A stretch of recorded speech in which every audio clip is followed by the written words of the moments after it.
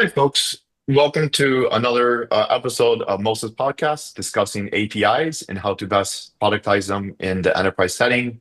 Joining us today is Dave Biesack, Chief API Officer at Apiture. I'm love to have you here today, David. Thanks, Derek. I'm really happy to be here. Awesome.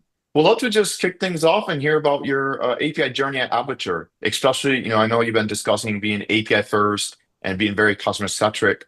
How did you get going with launching these APIs? Yeah, well, I was really fortunate in that I came into an organization that was, as a startup, basically, it was a joint venture between Live Oak Bank and First Data.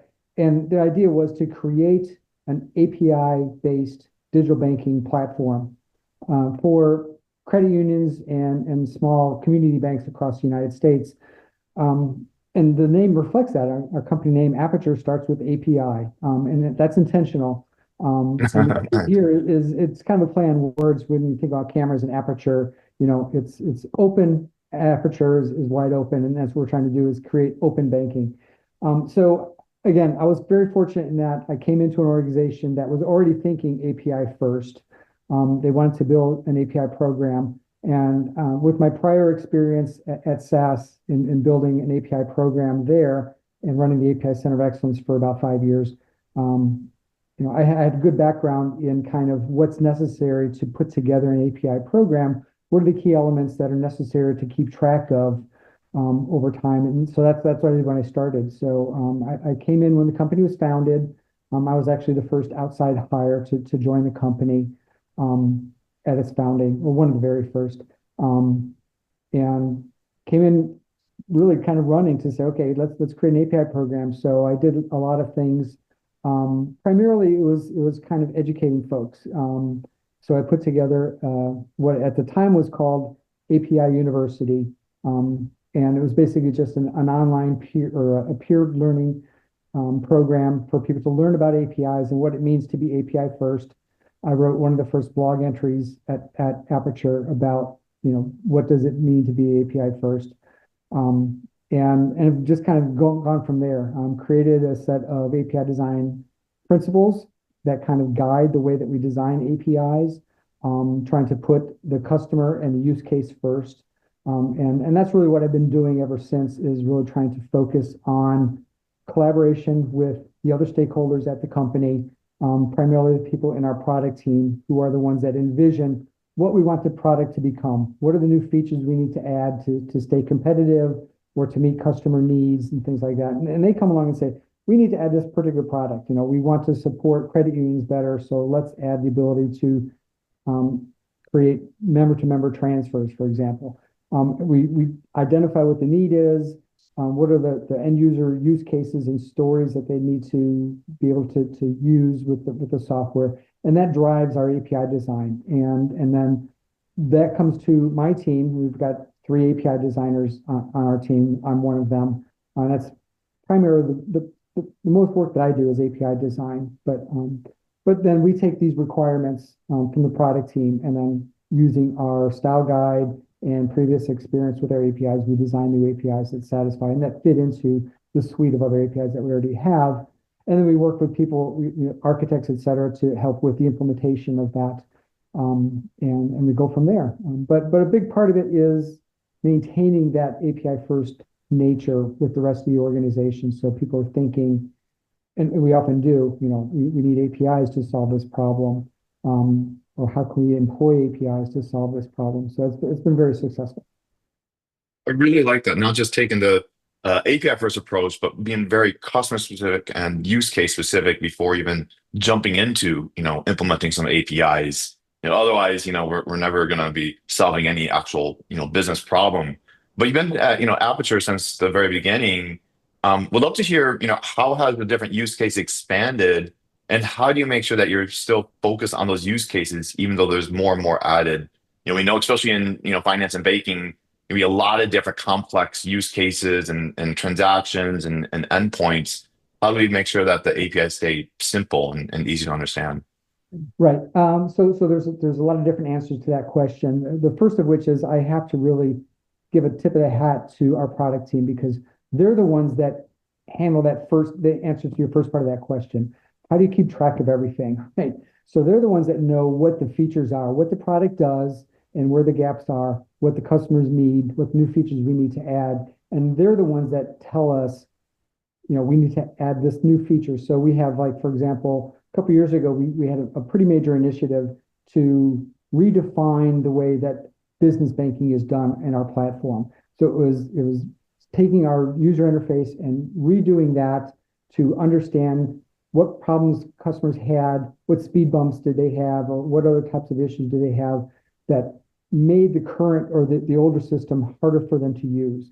So how do we improve the system to make it easier for them to do things, especially when you get to things like doing wire transfers? Customers are very nervous about wire transfers because once you hit send on a wire transfer, it's gone. You can't recall it. You can't say, oh, wait, I changed my mind. So we want to make sure the customers are really familiar and comfortable with those types of features so that they're sure that when they do send a wire that they've got everything right. So it involves a lot of things like validating the data and things like that. And there are business processes that we support. So there are approvals within a business context, a business banking context. You may have other people within your business that have to approve a wire before it actually gets sent to the bank. So it gets staged in an area and people can review those and approve them. So that's really what our product team does is they understand the business use cases. And they're really, really excellent at that. And then our job is to translate those business use cases into technology, into API designs. And then we also have really good architects on the team who understand how the system is built, what capabilities are already there. And as I said, this was a joint venture. So we inherited a very robust and mature online digital banking platform that we were adding APIs to as we were evolving. So we're adding new features. They have to be implemented within that backend system. So we rely on the architects to tell us what's possible, what's not, what kind of constraints do we have to make the API work within in order to satisfy those needs. So that's a hard part, but we also rely very heavily on those architects to tell us how we can do things. That impacts a lot of, sometimes it impacts the API design, but in a good and reasonable way because it reflects reality.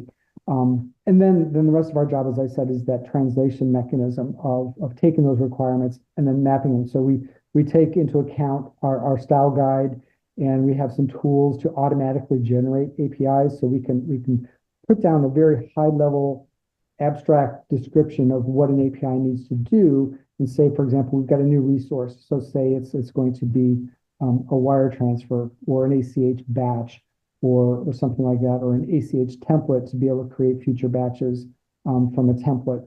And we determine, what are those resources and what are those operations that need to be captured. And we have some tools that can automatically generate, if we want to follow standard patterns like a simple CRUDL type operation, create, read, update, delete, and list.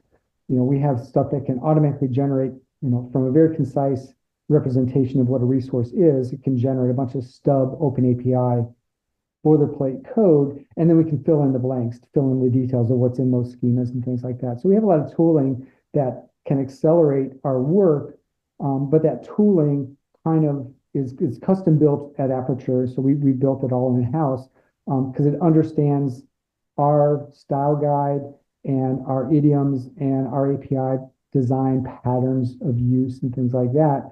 And so, it understands how to do things like pagination in a consistent way. It understands how to reuse the standard application slash problem plus JSON error response or problem response, if there are problems with the request. So it understands, if there are any kind of syntax errors, you specify, you pass a string where a number is needed, or you pass an object where an array is needed. So, we have all kinds of standard practices for handling things like that.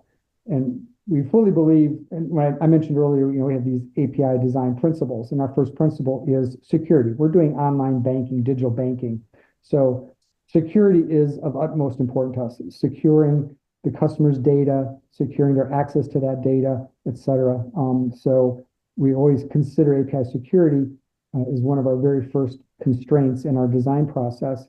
So validating input is really, really crucial. So it's a kind of a zero trust model. We always validate all input that comes in. We never trust that the data is correct, right? We always validate it against a JSON schema, and we employ JSON schema as part of OpenAPI very heavily.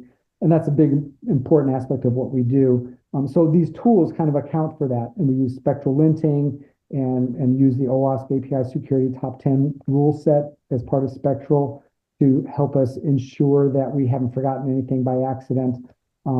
So our design process and our tools get us most of the way, but it does take, human intelligence to actually look at something and say, is this right? Does it actually map to the requirements that we have? Does it actually solve the problem at hand? You can't do that through automated tools and things like that yet.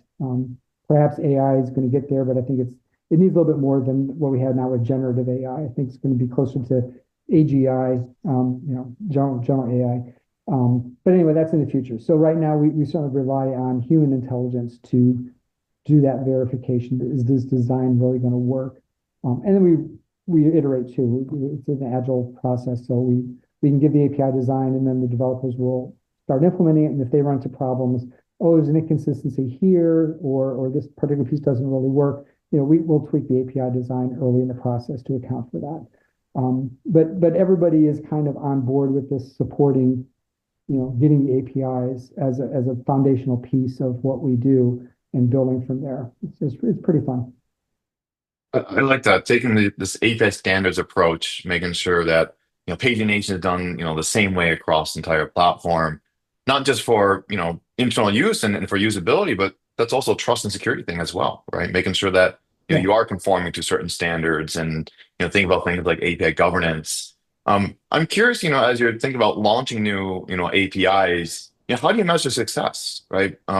If you want to drive API excellence at Apiture and baking security and governance into that process, what does that look like when you're shipping a new API? And is there some type of checklist that you walk through?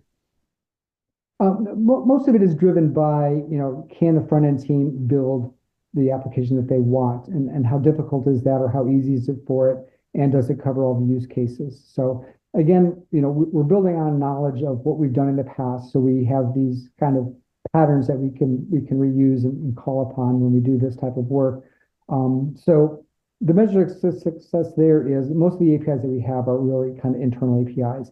We have our own proprietary, it's kind of our own white label web application, and we also have a generic mobile application that we then customize for each individual financial institution customer or client of ours. So each bank gets their own app that goes into the app stores for their banking customers to download when they want to use online banking with their mobile devices and stuff. So we build all that. So the primary use case for most of our APIs is our own internal systems.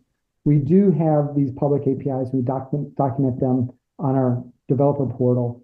So, and then we just look for feedback from those customers who are using those APIs.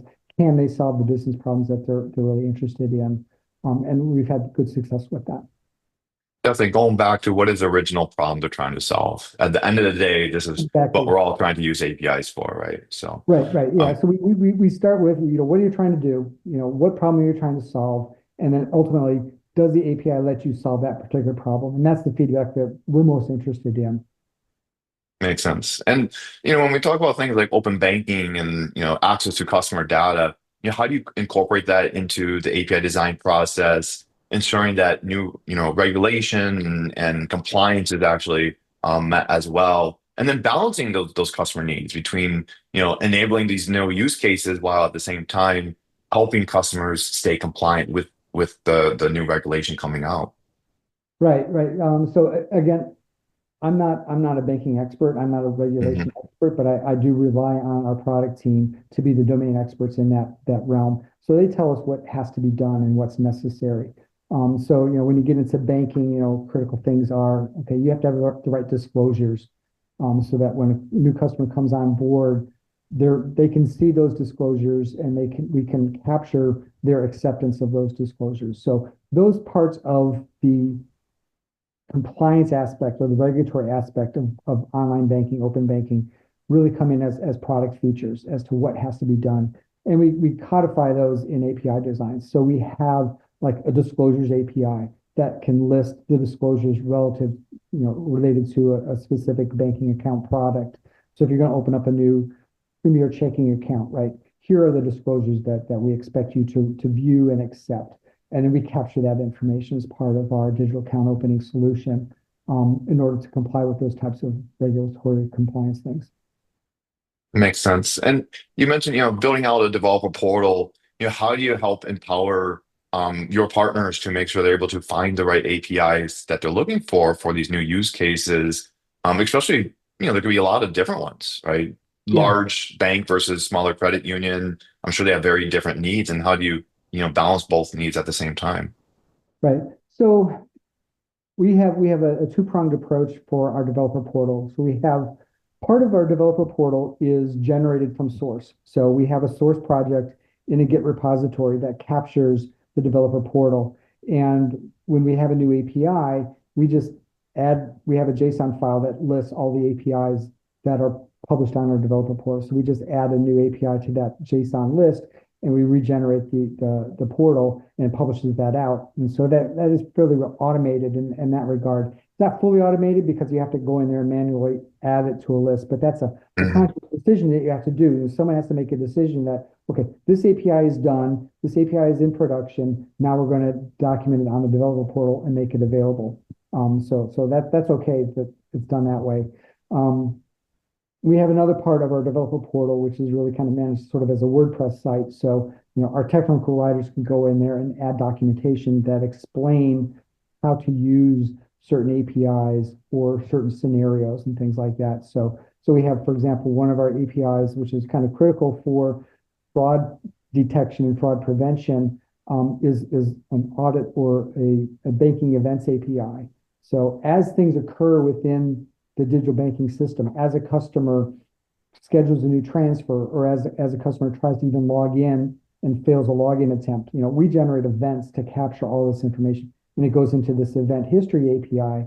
And so our partners can then, once we provision their access to that particular API, if it's a secure client that we trust, they can look at all this banking data in order to do fraud detection, for example. And so we have a partner, Defense Storm, that we partner with very closely. And so when we have an FI client, a financial institution client working with us, they can basically license access to the Defense Storm product, and then that integration is very tight with us. So they can look at this data and use our APIs to get information. So that's kind of how we try to view this: is we make those APIs available through the developer portal. Partners can come in and register, and they get access they can register a client application and then get credentials to authenticate against our APIs and things like that. So all that works really, really nicely, and is pretty good and mature enough. What we want to do next is integrate things like MOSIF into that developer portal, so that if I've registered my client, I should be able to come back in and just say, okay, well, show me what my API traffic is looking like for my client. We don't have that yet, but that's on our roadmap for 2025, is to have that type of integration, so they can get the MOSIF data and get some analysis of, my client is misbehaving. I'm seeing a lot of 400 errors on this particular API call. Maybe I've got a defect in my client, and we have a sandbox area where they can develop their client application against a kind of a sample or a test financial institution, and build and test their applications prior to them going production. And we segregate API access between dev and test and QA and prod. So you can't use credentials for your test application in production. And that's all managed through our developer portal. We kind of keep those things separate. So you can't just start developing something and then use it for a production instance.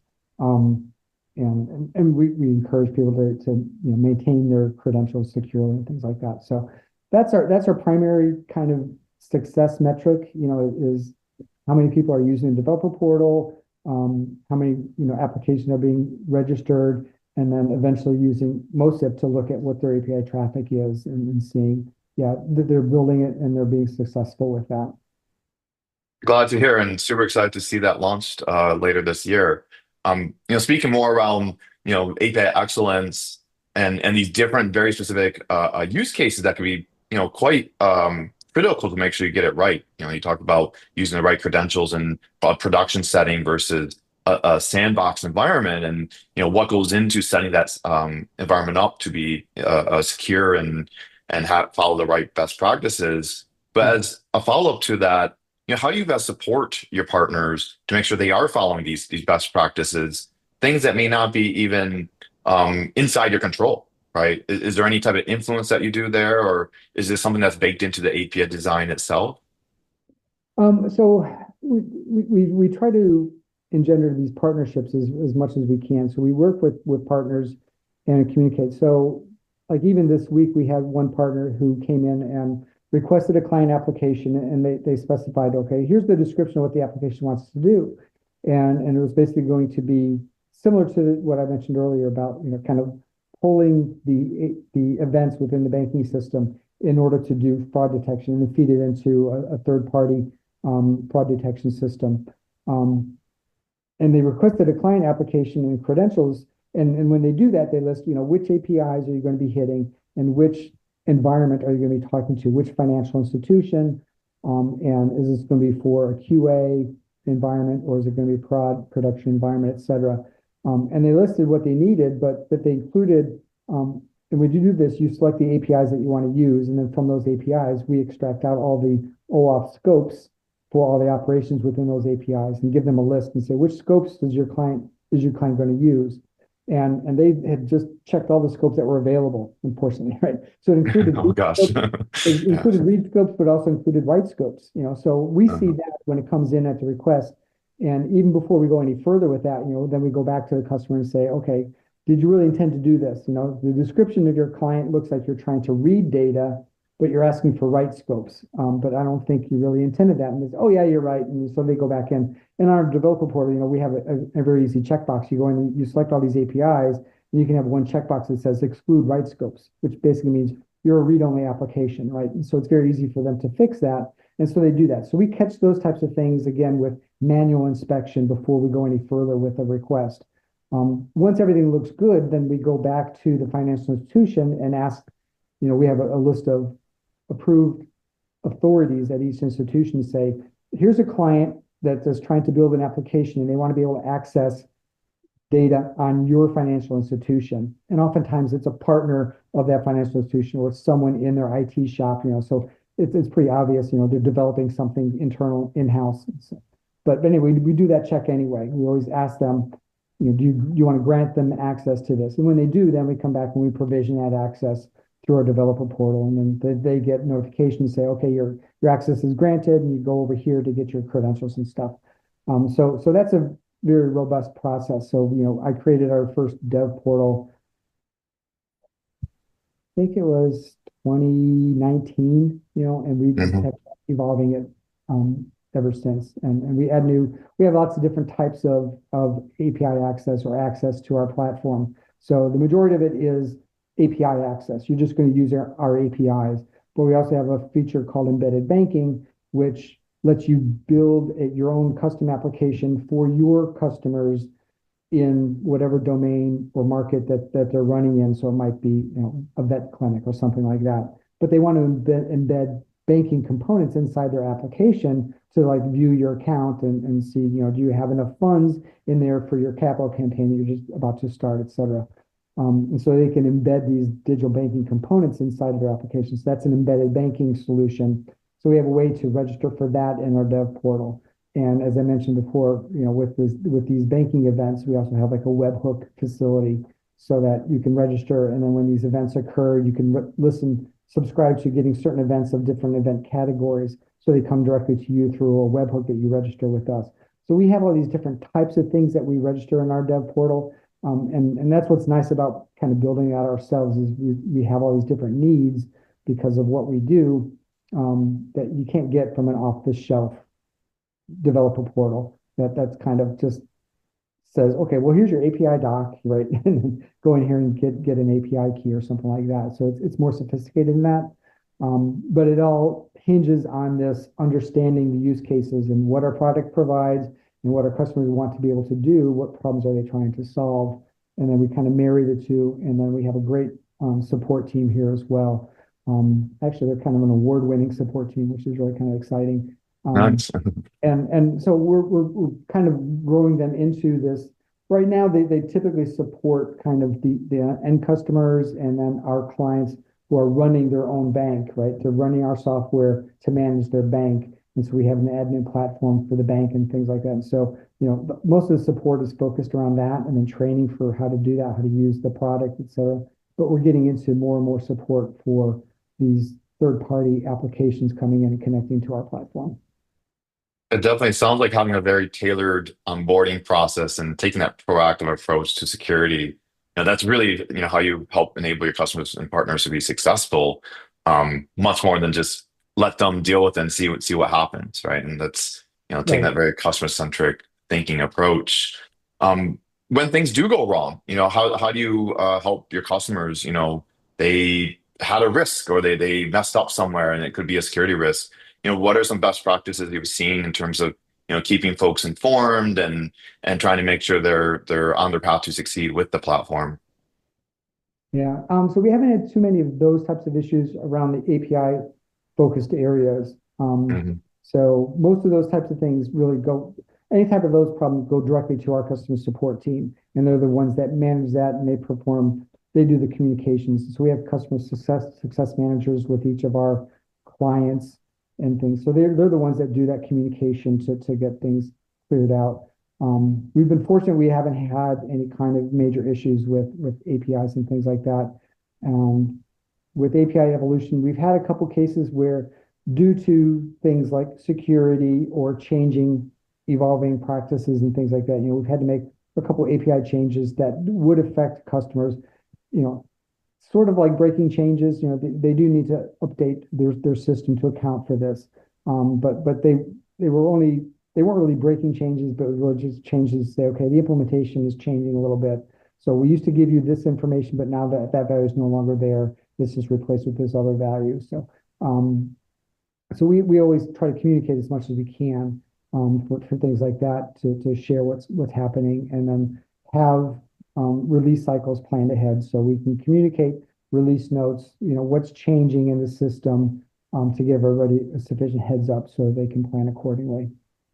Definitely. Over communicate versus under communicate. No one wants to wake up to a 4 in the Right. morning page duty alert, right? No, no, of course not. Well, my last question is just around how Gen AI is impacting your API design, API first process. We keep hearing quite a bit about it. But how do you think about, Gen AI tooling and, or incorporating, different Gen AI tools into your API process? Yeah, we're still kind of nascent in that space yet. What I'm hoping is that, we're looking at various options there. I want to be able to get to the point where I can feed a generative AI system our existing API designs and our style guide and our spectral rule sets and things like that, such that then we can say, okay, and maybe some of the other stuff like our tools that generate AIs or generates APIs from these concise descriptions and stuff. Um, I think there's a lot of potential there. We haven't incorporated it yet. We're still kind of looking at where that's going to go.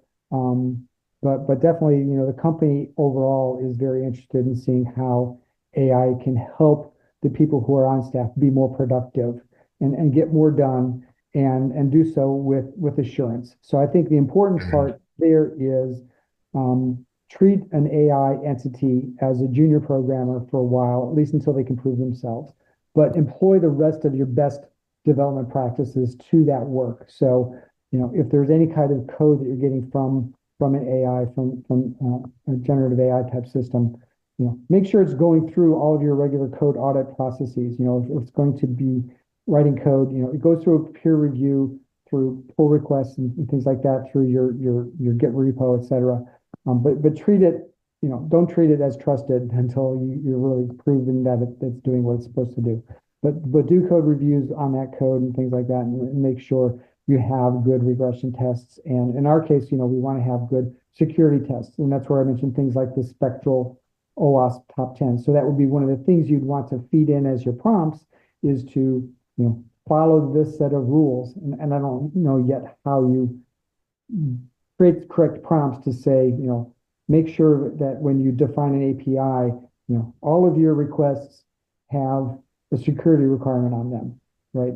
We have no unauthenticated APIs. Every API has to be secured. But in our case, we've got lots of different types of APIs and lots of different types of API consumers. There are APIs that are meant for a front-end banking customer, right? I want to list my accounts, so that requires one type of authentication, an end user authentication. But then we have like systems that talk to each other. So we use client credentials. All of our APIs, we want to have like OAuth authentication on them, OpenIDC Connect and things like that. So, or OIDC Connect. And so we have to be able to have enough information to guide an AI to say, okay, this particular API is targeting, a secure back office application as the client. So its authentication model is going to be different than an AI or an API that's being used by the end customer, which is using authorization code grant flow. So, we have to have that kind of thing built into our system before we can effectively use it.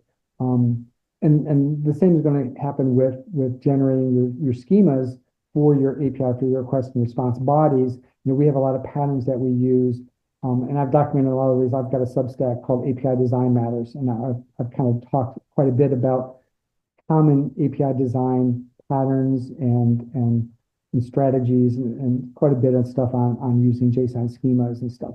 So we kind of want an AI that can understand how we compose schemas to be, have maximum reuse, so we don't have a lot of copy and paste. And we're seeing right now there's kind of a lot of analysis when people look at what's happening more recently now that these AI systems are out there, whether it's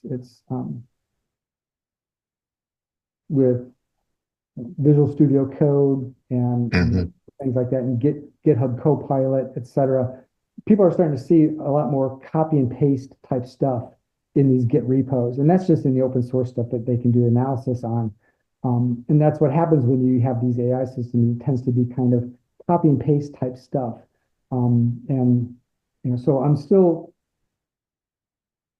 a little bit hesitant about how well they're going to work, but I think by integrating them in, but still having oversight over what they're generating, to make sure that it's still secure and it solves the right business problem and it fits the style guide and things like that. Because really APIs, there's a lot of metrics for how an API is considered good, right? The first of which is, does it meet the business need? Does it solve the right problem, right? Can you use the API to actually get what you want out of it and solve a problem? That's the first thing, right? But then there's a lot of kind of heuristic type things, right? How easy is it to use? How well is it documented? How complete is that documentation? And we found, with kind of case studies, I'm a really huge advocate of having good documentation. I don't want rote documentation that just Yeah. okay, well, property X means this is the X value for this object. It doesn't tell me anything, right? You have to tell me what it actually means. So I'm really kind of adamant about having good documentation that explains what the API is, how it's used. So it's very complete. And that really helps with AI if you have something that's doing code generation against the API. And we've had quite a bit of success with that in the research efforts that we've done, where we feed our API definitions to the AI, and then they can generate code to use that API. And it's actually pretty good because we've got good documentation that captures that. And so I'm really interested in seeing what we can do to add semantics to the API so that they understand really what it means. So some of that is kind of implicit, but I'd like it to be a little bit more explicit because I want to really have that information there. So, it's pretty easy to know you've got a post operation that creates a resource, and then there's a get operation that kind of returns that same resource, and then there's a delete operation to delete, and there might be a put or a patch to update it or edit it. And that's kind of well understood, but then there's a lot of other things on the edge. So there may be other operations that do actions on behalf of you. So there may be like with a debit card or a credit card resource, you can certainly see here's a get to get that particular resource. But then there's another post operation that's kind of adjacent to it that says, okay, I want to lock that card because I've misplaced it. I don't want someone using it accidentally. So I'm going to lock it so that no one can use it until I come back in and I've found it and I can unlock it. So that's kind of an adjacent thing that's a post. And it's not very clear from the standard patterns like the CRUDL pattern, how that fits in. So, you have to make sure that an AI can kind of understand that. So if you can identify the semantics And some of that is in the description of what the operation does, right? Because the operation name is lock a debit card, right? So it's kind of obvious, but the description says this locks the debit card so that someone can't use it until it becomes unlocked, you know. And so that helps someone who then wants to be able to employ an agent to say, hey, give me a list of my credit cards. You say, oh, you got two credit cards with this bank. You say, okay, I want to lock the first one, right? So an AI should be able to figure out, well, that's going to map to this lock debit card or lock credit card operation.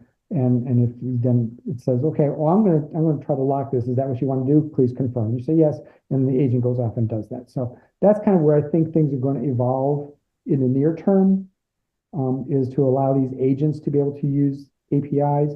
But I think what we need is something akin to a robots.txt file that tells, okay, and a web robot, a bot that's out there, can you navigate this site? Can you spider it and find out all the resources on this particular website? And you have to look at the robots.txt file. And so Google can't index it, for example, or Google can. And the same thing, I think we need the same type of thing for APIs, right? We may have some APIs that are low risk and say, okay, it's okay to allow an agent to be able to invoke or use this API on behalf of a customer. But this API is really sensitive or risky or potentially dangerous. And we say, well, we're not going to allow an agent to access that. So I think that's kind of the next phase that we need to look at with talking about agents and AI and APIs. I like that, treating AI as a junior developer, making sure it's embedded in your change management process. But on top of that, some of these APIs can be really risky. That wire transfer thing that you mentioned, what if someone didn't even realize, it was copy pasted into some generated code and suddenly, it was supposed to be read the wire transfer, but it actually sent it, right? Like there's a lot of risk when we start thinking about these type of banking platforms. Yeah, yeah. But Yeah, we definitely need feedback loops and things like that to ensure that, the AI is doing what you expect it to do. And people have to be careful. You can't be complacent and just say, oh, that looks good, right? The code compiles, push it, that's not sufficient. So we have to be very careful. definitely, and having this API governance and having the right process there, regression testing, hopefully it catches these things, but it's really around the process of, how do we ship APIs, to meet the requirements, but at the same time, fitting all the security rules and everything else that you have. But really Mhm. appreciate, having you here, David, talk about APIs, having an API first mindset, especially in the finance and open banking and banking space. Any parting thoughts that you want to share before we end the podcast? So anytime I talk to someone about APIs and kind of the API space, I always want to reiterate how grateful I am for the community that's around us. So these are the people that you meet when you go to conferences or you go online, whether it's just LinkedIn or some other place, or you're looking at most of his podcasts, Mike Amundsen and Ken Lane and all the other people that you've had on your podcast. Um, I am just so appreciative of the community here, and we all very, very supportive. So if anybody's getting into this space, reach out. People are so willing to help, because everybody's very passionate about APIs, and they know that they're critical for business success, and they know that it's critical for people to build these API skills. And so everybody is very willing to help everybody else grow. So I'm very appreciative of all the people who have helped me over the many years that I've been in this space. Very welcoming and letting me come to conferences and talk or come on podcasts and things like that. So just kind of turn that around. So don't be afraid to reach out, and then when you learn something, share it, share it back. So just want to make sure that I get that out there. Definitely. I mean, the API community, it's a small, close-knit community, but we're all very passionate about APIs and it's Yeah. growing. More and more companies are thinking about treating APIs as products, and more folks are branching into API product management and these newer types of roles that are being created. But Yeah. at the same time, it is a small community, and it's, I'm thankful as well, to learn about APIs and branch into space as well. Yeah. Well, thank you very much, David, and have a good rest of the week. All right. Well, thanks, Derek. It's been fun.